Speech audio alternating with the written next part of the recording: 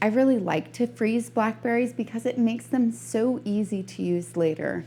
I use them for smoothies, I use them for berry crisp. I also sometimes use them for canning later. If I want to make some jam later and I've got frozen fruit, I can use that as well. So this is a great thing to do during my busy summer season so that I can use it later.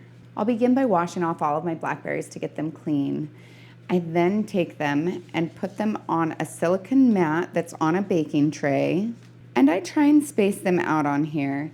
This is an optional step, but it's one that I feel like is really worth it, because if I were to just put them into my bags and put them in the freezer, it would be so hard to get them out later. They would just be one big brick of blackberries, and I want to be able to take them out sometimes a couple at a time if I'm doing a smoothie.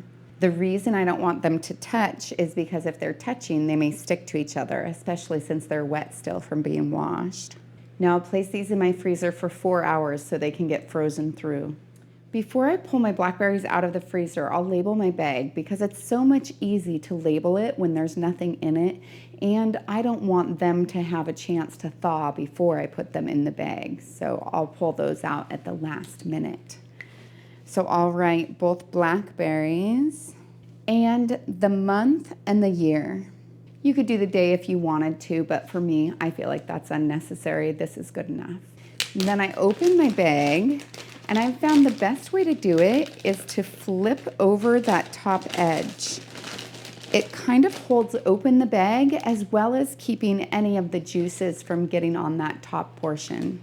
This is where that silicone mat comes in handy because I can just lift up the mat and I'm able to dislodge my blackberries. And then I lift it and use it like a funnel to go right into my bag. So super easy, no mess. I need more blackberries, but I'll have to talk to my kids because they're sure enjoying eating those. So having enough to be able to freeze some, that can be a problem. So I try to get out as much of the air as I can, and then I'll store it as flat as possible in the freezer so that I can stack things on top of it. The good news is because I froze those separately first, I'm now able to pull out 1, 2, 3, 5, however many I want, as opposed to having to take the whole bag and defrost it or try to chip off a chunk of the ice cube that's formed.